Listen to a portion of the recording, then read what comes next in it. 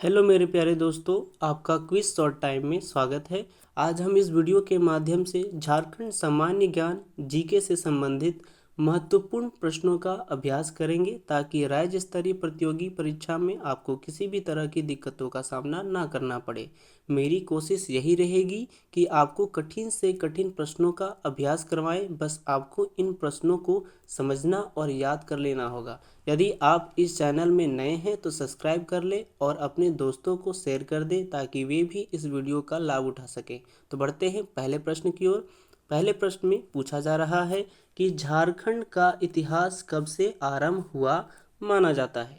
पूर्व पाषाण काल, नवपाषाण काल, वैदिक काल या फिर उत्तर वैदिक काल से। तो झारखंड का इतिहास कब से आरंभ हुआ माना जाता है? तो आपका सही आंसर हो जाएगा विकल्प ए, पूर्व पाषाण काल से। तो बढ़ते हैं अगले प्रश्न में। अगले प्रश्न में पूछा जा रहा है कि झारखंड के संबंध में निम्नलिखित में से कौन सा कथन असत्य है। प्रागैतिहासिक काल में छोटा नागपुर घनघोर वनों से आच्छादित था। अनंत काल तक यह क्षेत्र बाह्य जगत से पूरी तरह कटा रहा।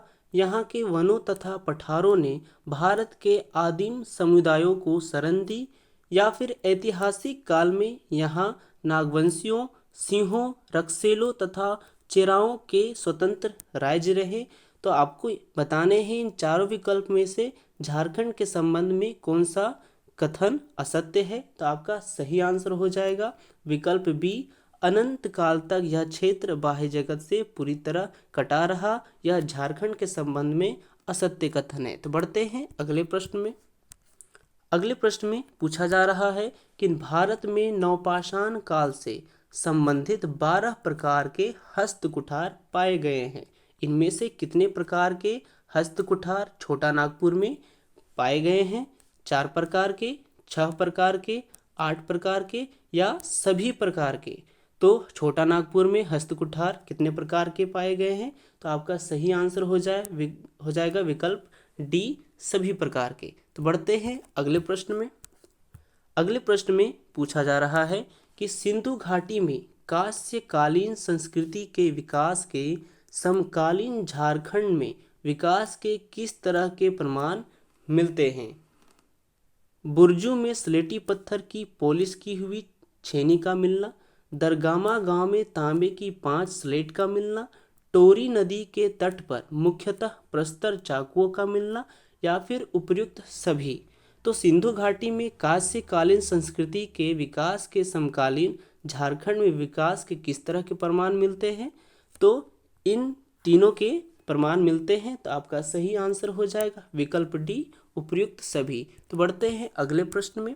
अगले प्रश्न में पूछा जा रहा है कि महाभारत ग्रंथ में अंगराज कर्ण की दिग्विजय के समय झारखंड क्षेत्र का उल्लेख किस नाम से मिलता है? कर्णखंड, अर्जुन खंड, भीमखंड या फिर शिलाखंड?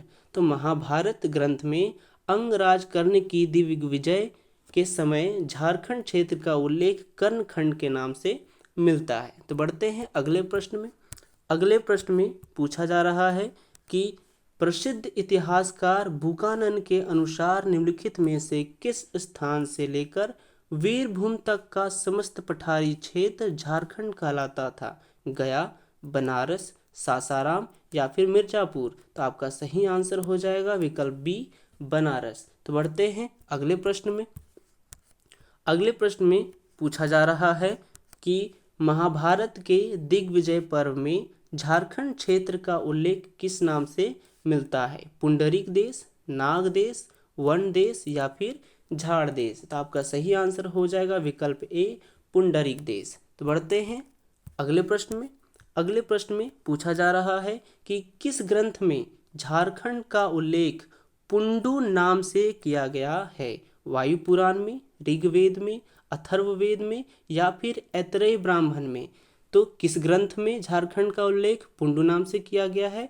तो आपका सही आंसर हो जाएगा विकल्प डी, ऐतरेय ब्राह्मण में। पढ़ते हैं अगले प्रश्न में। अगले प्रश्न में पूछा जा रहा है कि झारखंड शब्द का प्रयोग प्रथम बार एक ताम्र अभिलेख में किया गया था। यह ताम्रपत्र किस शताब्दी का है? 9वीं शताब्दी का, 11वीं शताब्दी का, 12वीं शताब्दी का या फिर 13वीं शताब्दी का? तो तो आपका सही आंसर हो जाएगा विकल्प डी 13वीं शताब्दी का। तो बढ़ते हैं अगले प्रश्न में। अगले प्रश्न में पूछा जा रहा है कि मगध राज्य की सीमा झारखंड के किस नदी के उद्गम स्थल तक मानी जाती है। मगध राज्य की सीमा झारखंड के किस नदी के उद्गम स्थल तक मानी जाती है। स्वर्णरेखा, दामोदर, उत्तरी कोयल या फिर दक्षिणी कोयल। तो आपका सही आंसर हो जाएगा विकल्प बी दामोदर। बढ़ते हैं अगले प्रश्न में। अगले प्रश्न में पूछा जा रहा है कि चंद्रगुप्त मौर्य काल के शिलालेख संख्या 13 में झारखंड क्षेत्र का उल्लेख किस नाम से किया गया है। कुकरा, सुतियांबे, आठवीं या फिर अंतरा।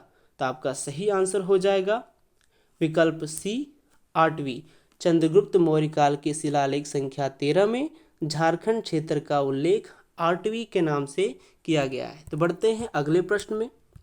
अगले प्रश्न में पूछा जा रहा है कि झारखंड में खुदाई के दौरान पाए जाने वाले सिक्कों के संबंध में इसमें से कौन सा युग्म सुमेलित नहीं है। चाहे वैसा इंडो स्थिरियन सिक्के, सिंहभूम रोमन सम्राट के सिक्के, रांची कुषाणकालीन सिक्के, हजारीबाग यूनानी सम्राट के सिक्के। तो झारखंड में खुदाई के दौरान पाए जाने वाले सिक्के में से ये तीनों संबंध सुमेलित होते हैं, परंतु हजारीबाग में जो लिखा गया है यूनानी सम्राटों के सिक्के वे सुमेलित नहीं होते हैं। तो आपका सही आंसर हो जाएगा विकल्प डी हजारीबाग यूनानी सम्राट के सिक्के झारखंड में खुदाई के दौरान नहीं पाए गए थे। तो बढ़ते हैं अगले प्रश्न में। अगले प्रश्न में पूछा जा रहा है कि प्रथम मुंडा आंदोलन किस वर्ष में हुआ। 1705 ईस्वी में, 1710 ईस्वी में, 1709 ईस्वी में या फिर 1797 ईस्वी में। तो आपका सही आंसर हो जाएगा विकल्प बी 1710 ईस्वी में प्रथम मुंडा आंदोलन हुआ। तो बढ़ते हैं अगले प्रश्न में। अगले प्रश्न में पूछा जा रहा है कि निम्नलिखित में से कौन सुतिया पाहन द्वारा स्थापित सुतिया नागखंड के 7 गढ़ों का हिस्सा नहीं है। लोहागढ़ यानी लोहरदग्गा, पालूनगढ़ पलामू हजारीबाग या फिर मानगढ़ मानभूम, सिंहगढ़ सिंहभूम या फिर सुरगुजगढ़ सुरगुजा, केसलगढ़ या फिर धनगढ़ धनबाद या देवगढ़। तो आपका सही आंसर क्या होगा। तो विकल्प डी धनगढ़ धनबाद देवगढ़। सुतिया पाहन द्वारा स्थापित सुतिया नागखंड के 7 गढ़ों का हिस्सा धनगढ़ धनबाद और देवगढ़ नहीं है। तो बढ़ते हैं अगले प्रश्न में। अगले प्रश्न में पूछा जा रहा है कि मौर्य काल से वर्धन काल तक के नवागंतुकों में से कुछ ने छोटा नागपुर के विभिन्न हिस्सों में राज्यों की स्थापना की। इसमें निम्नलिखित में से कौन शामिल नहीं है। पलामू, सरगुजा, कोटांबे तथा बरवे के रक्सेल राज्य, छोटा नागपुर खास के नागवंशी राज्य, रायगढ़ के राजपूत राज्य या फिर पोरहट का सिंह राज्य। तो आपका सही आंसर क्या होगा। तो विकल्प सी रायगढ़ के राजपूत राज्य। तो छोटा नागपुर के विभिन्न हिस्सों में से रायगढ़ के राजपूत राज्य जो शामिल नहीं थे। तो बढ़ते हैं अगले प्रश्न में। अगले प्रश्न में पूछा जा रहा है कि झारखंड के नागवंश के संबंध में कौन सा कथन असत्य है। नागवंश का छोटा नागपुर में विशेष प्रभाव नहीं था। खुखरा नागवंशियों की राजधानी थी। नागवंश की स्थापना 10वीं सदी में मानी जाती है। फनी मुकुट राय नागवंश का पहला शासक था। तो झारखंड के नागवंश के संबंध में कौन सा कथन असत्य है। तो आपका सही आंसर हो जाएगा विकल्प ए नागवंश का छोटा नागपुर में विशेष प्रभाव नहीं था, यह कथन असत्य है। तो बढ़ते हैं अगले प्रश्न में। अगले प्रश्न में पूछा जा रहा है कि नागवंश के किस शासक ने सुतियांबे से राजधानी स्थानांतरित कर चुटिया में स्थापित की। उदय राय, मोहन राय, रघुनाथ राय या फिर प्रताप राय। तो नागवंश के किस शासक ने सुतियांबे से राजधानी स्थानांतरित कर चुटिया स्थापित की। तो आपका सही आंसर हो जाएगा विकल्प डी प्रताप राय। तो बढ़ते हैं अगले प्रश्न में।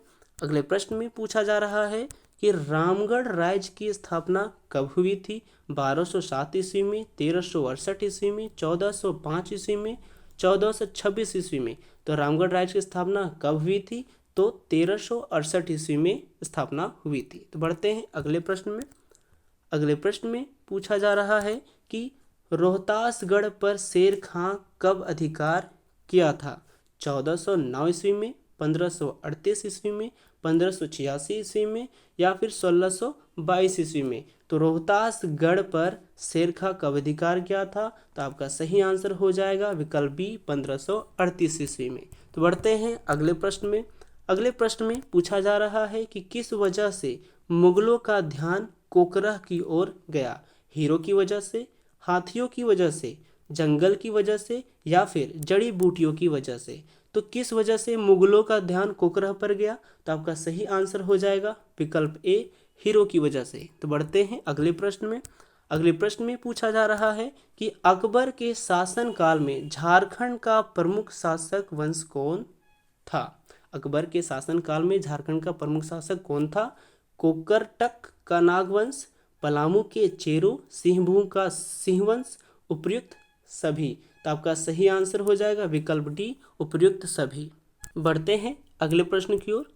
अगले प्रश्न में पूछा जा रहा है कि 1585 ईस्वी में कोकरह पर कब्जे के दौरान वहां का शासक कौन था? मधुकरण शाह, मानचरण शाह, शरद शाह या फिर तरुण शाह? तो आपका आंसर हो जाएगा विकल्प ए, मधुकरण शाह। 1585 में कोकरह पर कब्जे के दौरान वहां का शासक मधुकरण शाह था। तो बढ़ते हैं अगले प्रश्न में।